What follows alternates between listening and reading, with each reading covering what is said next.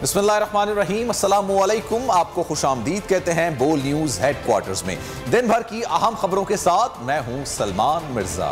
मैं हूं सहरिश जुहेब और मैं हूं आमना अकरम। हेडलाइंस आपने जानी, बुलेटिन में बात करें। सबसे पहले आपको खबर देंगे, हमें दुश्मन की किसी भी मुहिम जोई का मुंह तोड़ जवाब देने के लिए तैयार रहना चाहिए।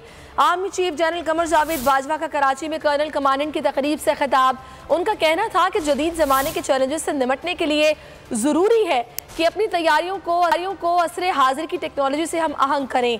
Chairman joint chief of staff committee general Nadeem Raza Oman पहुँच गए। ओमानी वज़ीर आज़म और मुसल्लह अफ़वाज के सरबराहान से मुलाकात। खित्ते की सिक्योरिटी सूरत हाल पर तबादला ख्याल किया गया। दुश्मन की मुहिम जोई का मुंह तोड़ जवाब देने के लिए हम वक्त तैयार रहना चाहिए। और उन्होंने ये भी कहा कि ज़माना अमन और जंग में ऑर्डिनेंस कोर के किरदार को भी सराहा गया आर्मी चीफ की जानिब से। और दुश्मन की मुहिम जोई का मुंह तोड़ जवाब देने के लिए तैयार हैं। Army chief general Qamar Javed Bajwa की जानिब से कहा गया। उन्होंने कर्नल कमांडेंट की तकरीब से खिताब किया और इस खिताब के दौरान उनकी जानिब से कहा गया कि दुश्मन की मुहिम जोई का मुंह तोड़ जवाब देने के लिए तैयार रहें। अपनी टेक्नोलॉजी को असरे हाजिर की टेक्नोलॉजी से हम आहंग करें, आर्मी चीफ की जानिब से कहा गया। सलमान हमारे साथ पहले दिन से जुड़ा हुआ कारकुन था। ये हमारा 8वां साथी है जिसको कत्ल किया गया। मकतूल सलमान की नमाज जनाजा के मौके पर मुस्तफ़ा कमाल की मीडिया से गुफ्तगू। कहा, हम अमन पसंद लोग हैं, कभी हालात ख़राब नहीं होने देंगे। ये राह के रोज फंड से पलने वाले उजरती कातिल हैं जो हमारे जवानों को निशाना बना रहे हैं। पाकिस्तान से मोहब्बत करने पर यकीन निशाना बनाया जा रहा है। बहुत जल्द कातिलों तक पहुँच जाएंगे।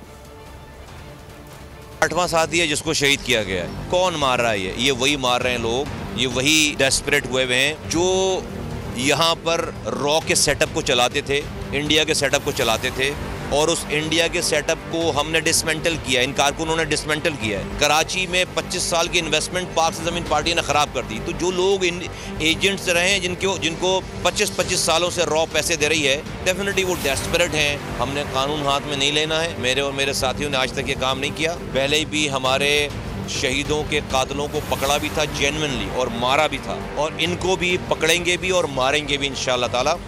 नवाबशाह में पीपल्स मेडिकल यूनिवर्सिटी की नर्स परवीन से हरासगी का वाक़या। तालिबा परवीन दरिंद के चचा की फरियाद पर SSP शहीद बेनज़ीराबाद ने नर्सिंग डायरेक्टर गुलाम मुस्तलाम मुस्तफ़ा राजपूत पर मुकदमा दर्ज कर लिया। गिरफ्तारी के लिए छापे मारे जा रहे हैं। यूनिवर्सिटी की 2 वार्डन डॉक्टर फरीन और डॉक्टर अतीका को भी मुअत्तल कर दिया गया है, जबकि 8 घंटे से जारी धरना भी कामयाब मुज़ाकरात के बाद ख़त्म कर दिया गया। वाक़े की तहकीकात के लिए कमेटी आज पीपल्स मेडिकल यूनिवर्सिटी का दौरा करेगी। बिजली सारिफीन हो जाएं फिर तैयार। हुकूमत का आवाम पर एक बार फिर से बिजली गिराने का फैसला। ज़राए के मुताबिक हुकूमत ने 5 माह में बिजली ₹2.80 फी यूनिट मजीद महंगा करने का प्लान तैयार कर लिया। इजाफे का सारिफीन पर 292 अरब रुपए का इजाफी बोझ पड़ेगा। हुकूमत ने यह फैसला IMF की माह पर किया है। इसी पर बात कर रहे थे बोल न्यूज़ के नुमाइंदे उमर हयात से। जी उमर, बताइएगा ये क्या फैसला किया गया है और अब क्या होगा?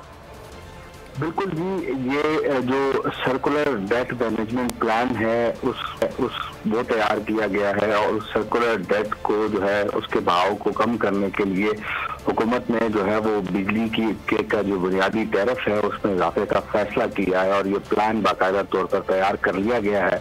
5 माह में बिजली की फी यूनिट कीमत में ₹2.80 का इजाफा करने की तैयारी की जा रही है और इस इजाफे से सारिफीन पर जो है वो 292 अरब रुपए का इजाफी बोझ पड़ेगा। और सर्कुलर डेट जो प्लान है इसकी मंजूरी आज जो है काबीना कमेटी बराए तवानाई ने दी है और इस प्लान के तहत रवा माह यानी फरवरी में बिजली का जो बुनियादी टैरिफ है उसमें 63 पैसे का इजाफा किया जाएगा फी यूनिट और इससे माली साल 2023 तक सारिफीन पर 85 अरब रुपए का इजाफी बोझ पड़ेगा। जुलाई में बिजली ₹2.17 फी यूनिट महंगी करने की तजवीज़ भी सामने आई है और इसके साथ साथ अगर देखा जाए तो इस इजाफे से सारिफीन पर एक साल में 207 अरब रुपए का इजाफी बोझ पड़ेगा। और जून 2022 बुनियादी टैरिफ है वो 18.09 कर दिया जाएगा और इस वजह से जो है वो सारिफीन जो बिजली सारिफीन है खास तौर पर उनसे जो है वो अब सर्कुलर डेट मैनेजमेंट प्लान के तहत इजाफी जो रकम है वो वसूल की जाएगी। जाएगी। हुकूमत इससे पहले भी हम ये देख रहे हैं कि जो प्राइस एडजस्टमेंट्स महाना, फिर क्वार्टरली और फिर उसके बाद एनुअली करती है, लेकिन अब ये जो है वो बेसिक टैरिफ में हुकूमत की जानिब से IMF के कहने पे इंक्रीज किया जा रहा है और IMF ने बाकायदा तौर पर यह एतराज उठाया था कि जो सर्कुलर डेट है उसमें इजाफा हो रहा है और इस इजाफे को रोकने के लिए हुकूमत को कोई प्लान देना होगा।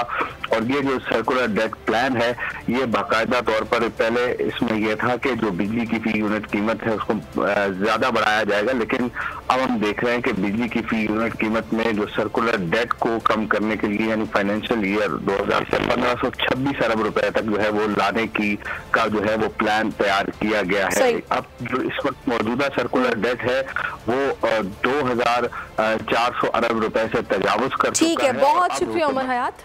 और कौन से वजीर हैं? इमरान खान के फेवरेट कारकर्दगी दिखाने वाले वज़रा में मुराद सईद पहले नंबर पर रहे। बेहतरीन कारकर्दगी वाले टॉप 10 वज़रा पर इनामात और तारीफी अस्नाद भी तकसीम की गई। आपको और आपकी सारी टीम को खराज तहसीन पेश करता हूँ। आज आपसे रिक्वेस्ट करूँगा, क्राइटेरियन है इसके अंदर specifically out of the box thinking, उसके ज़्यादा वेटेज दें। काबीना के 10 टॉप वज़रा की लिस्ट सामने आ गई। मुराद सईद ने सबको पीछे छोड़ दिया, वजीर आजम के फेवरेट वजीर करार। कारकर्दगी रिपोर्ट पहले बताने पर वजीर आजम अरबाब शहजाद पर बरस पड़े। आपने एक बहुत बड़ी गलती की कि आपने पहले ही लोगों को बता दिया कि टॉप 10 कौन है और बाकी मिनिस्टर्स नहीं आए। तो नेक्स्ट टाइम आपने किसी को नहीं बताना जब तक ये फंक्शन नहीं होती। वजीर आजम ऑफिस में मुनक्किदा तकरीब में वजीर आजम ने बेहतर कारकर्दगी दिखाने वाले वज़रा में तारीफी सर्टिफिकेट तकसीम किए। बेहतरीन कारकर्दगी पर मुराद सईद की वजारत मवासलात पहले नंबर पर आई। असद उमर की वजारत मनसूबाबंदी दूसरे और सानिया निश्तर की समाजी तहफ़्फ़ुज़ की वजारत तीसरे नंबर पर रही। शफकत महमूद ने वजारत तालीम में खिदमात के अतराफ में चौथी पोजीशन हासिल की। वफाकी वजीर इंसानी हुकूक शीरी मज़ारी 5वें, वजीर सनत व पैदावार खुसरो बख्तियार 6ठे, मुशीर कौमी सलामती मुईद यूसुफ 7वें, जबकि वजीर तिजारत अब्दुल रज़ाक दाऊद 8वें नंबर पर रहे। शेख रशीद की वजारत दाखिला को 9वां नंबर दिया गया और फ़खर इमाम के नेशनल फूड सिक्योरिटी की वजारत 10वें नंबर पर रही। बेहतरीन कारकर्दगी दिखाने वाली वजारतों के मुलाजमीन को इजाफी अलाउंस दिया जाएगा। वफाकी काबीना के कई अहम वज़रा बेहतर कारकर्दगी के मेयार पर पूरा ना उतर सके। अहम वजारतों पर तैनात वज़रा की असनाद से महरूम रहने ने कई सवालात खड़े कर दिए। शाह महमूद कुरैशी, फवाद चौधरी, परवेज खटक, फरोग नसीम, शिबली फराज, अली अमीन गंडापुर समेत दीगर के डेंजर जोन में जाने से मुतालिक चहमगोइयां होने लगी। जब सबके सामने अब मार्क्स पढ़े जाएंगे, सजा और जजा होगी, तो इंशाल्लाह ये जो हमारा बाकी टेन्योर है इसके अंदर गवर्नेंस सिस्टम हमारा बहुत बेहतर होगा। कोई दुनिया का सिस्टम जिसमें सजा और जजा नहीं है वो कामयाब हो ही नहीं सकता। सिर्फ 10 हीरो, बाकी सब जीरो। क्या तारीफी असनाद बाकी वज़रा के लिए चार्ज शीट हैं? क्या बदतर कारकर्दगी वाले वजीर डेंजर जोन में हैं? लिस्ट से बाहर वजीरों की कारकर्दगी पर सवाल उठने लगे। वजीर खारजा शाह महमूद कुरैशी लिस्ट से खारिज हो गए। वजीर इत्तलात फवाद चौधरी पर भी इत्तला बिजली बनकर गिरी।